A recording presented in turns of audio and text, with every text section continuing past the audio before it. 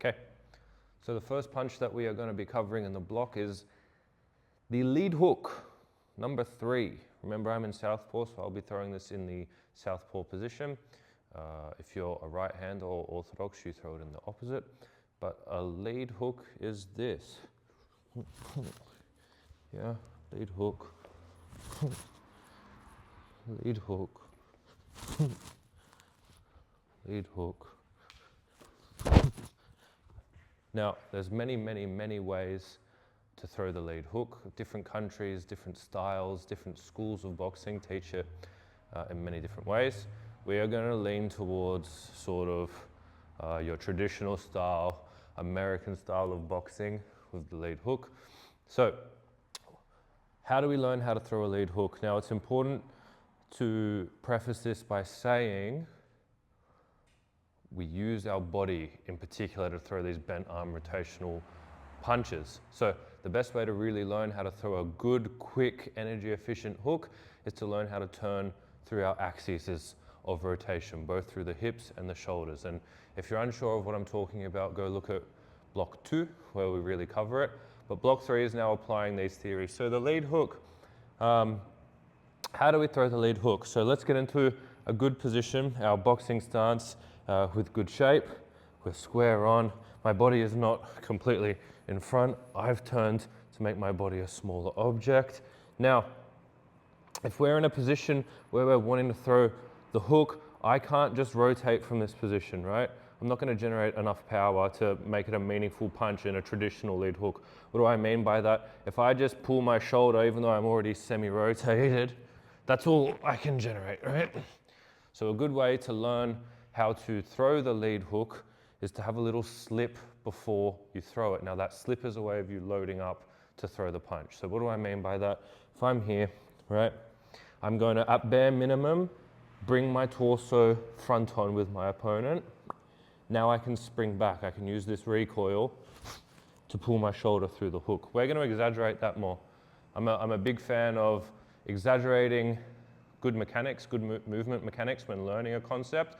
So then when they're applied in reality, maybe we do 40, 50% of what we've been coached, and that puts us into a good place. So here I am, torso facing sort of 45, and that's the shape we've discussed before. I'm going to load up by dropping my left shoulder, but my rear shoulder, I'm going to load up there. So that's our first movement, learning how to prepare to throw a hook. So all I want you to do is drop your lead shoulder and get that rear shoulder, in line with your lead leg, the knee of your lead leg.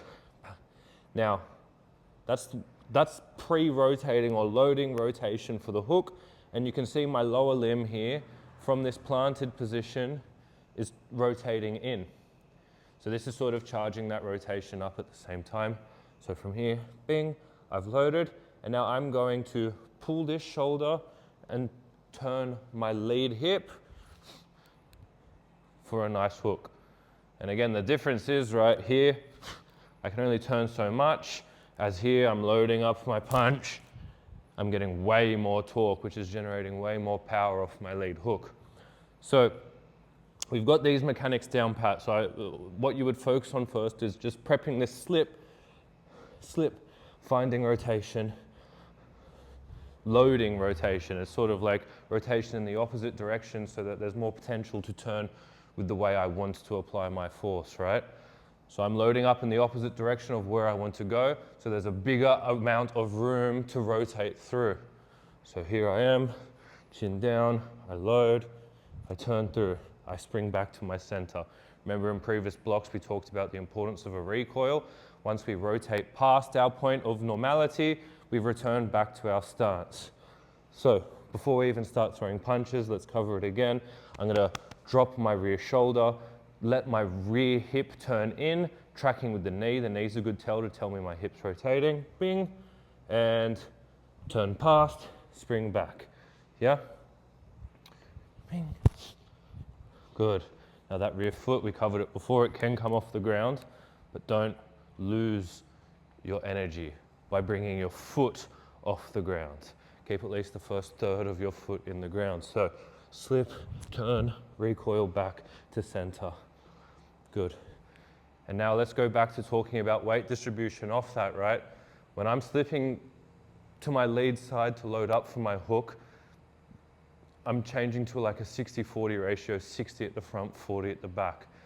When I pull through with my hook, I might end up even a little bit past 60 on the rear, 40 on the front. I might end up 70-30 at the end of my punch. What do I mean by that? Bang, 60-40. That's me loading. As I rotate through, bang, maybe it's 70-30 here, but my recoil, bang, brings me back to 60-40. So we start end at 60-40, but we have different weight distributions throughout the movement. Yeah, so I've gone 3 different weight distributions through moving that punch, throwing that punch. So there's the basic mechanics for throwing your lead hook. Then we need to think about the actual punch element of it, right? So what does the arm do? Now the arm, I like to just say it's just a meat hook, right? It's a meat hook of the punch because our body is creating the force. So our arm, we're going to make an L meat hook. So I'm in an L. That's not working, right? In order for this to actually generate torque, I want my elbow in line with my knuckle. Bing. So if I bring my elbow up in line with my knuckle, now I have a stacked fist and force is transferring from shoulder to elbow to the knuckle, transferring effectively. So what do I mean by that? I'm here, I load, I hook, I recoil, right? Force is gone. Bing, bing, bing, bing, and it's transferred through my joints to the point of contact. If I'm gonna make contact like here, right, and contact of the thing I'm hitting is here, force transfers, traveling in the way force is being applied at all joints, elbow turns in. I'm losing force in my punch.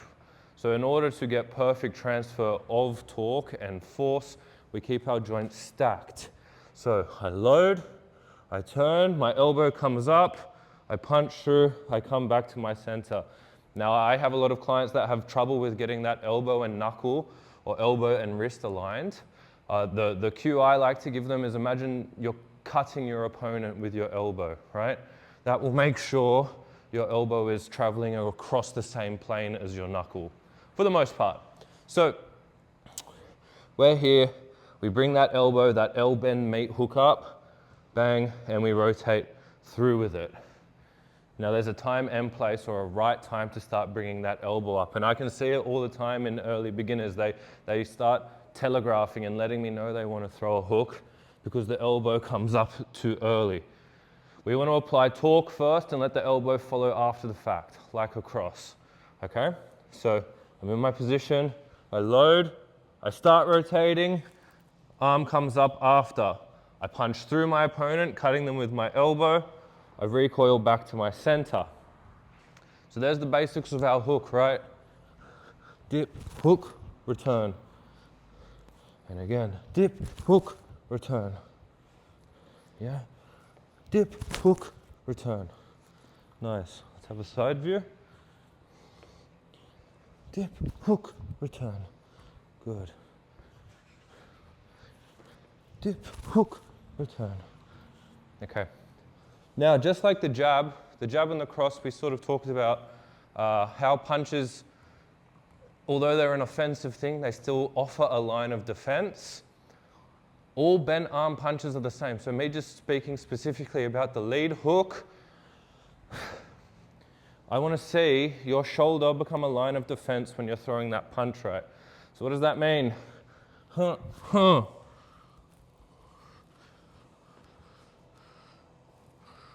Right? See how my shoulder comes up when I throw my hook and it protects my lead chin.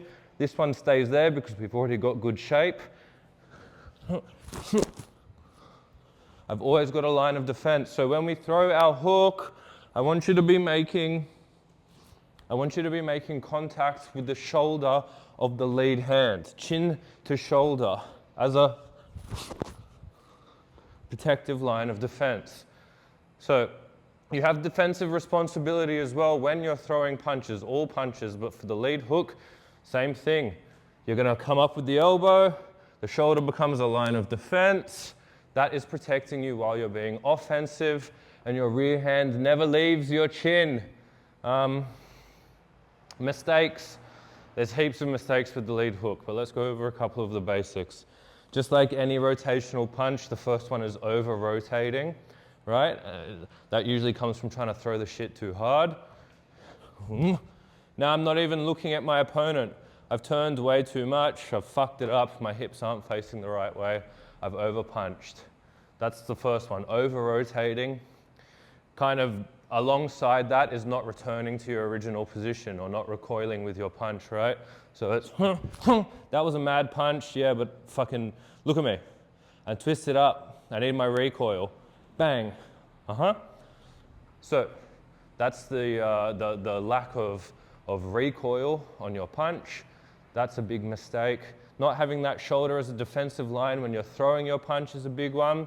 We already talked about that, so not protecting yourself while you punch. And then the opposite hand. In an effort to generate like rotation across the shoulders, people often, I'm the same, pull down, right? To help me generate rotational force. I'll give you side view so you can see what I'm talking about. Right? I'm ripping through thinking that's helping me rotate, right? But it's exposing my chin. So we know that our rear hand always stays stuck to our chin. That is a big mistake. As opposed to, yeah, there's my chin for days. The last thing, and I'm guilty of this, particularly when I start getting carried away,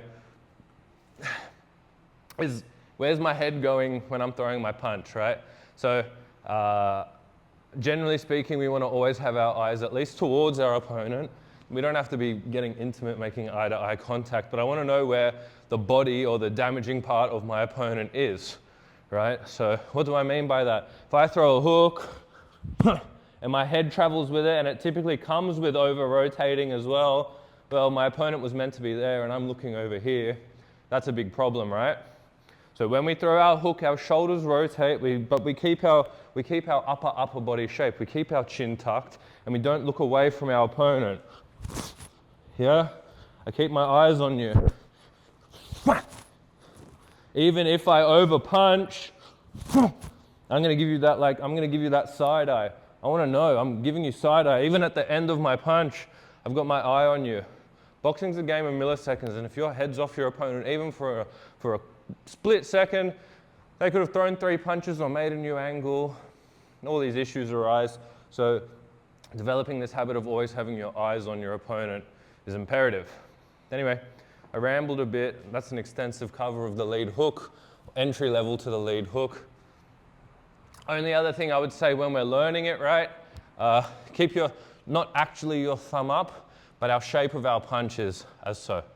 Yeah? There's a time and a place when that punch starts rotating. I generally sort of just land like that, right? Bang, bang, bang. Yeah, lead hook, cool.